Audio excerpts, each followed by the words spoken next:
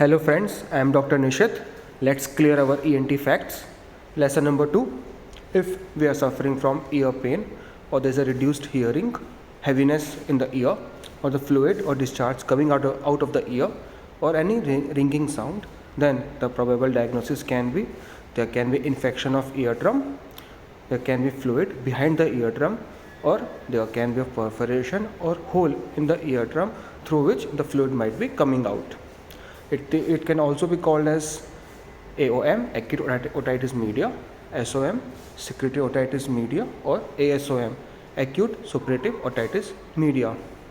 There are few does and don't we should remember. Let's discuss about does.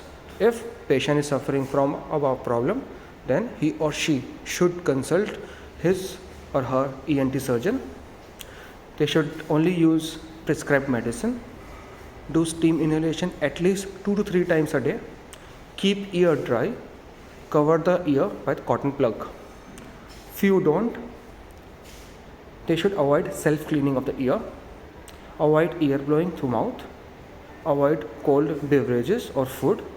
And they should avoid smoking. Thank you.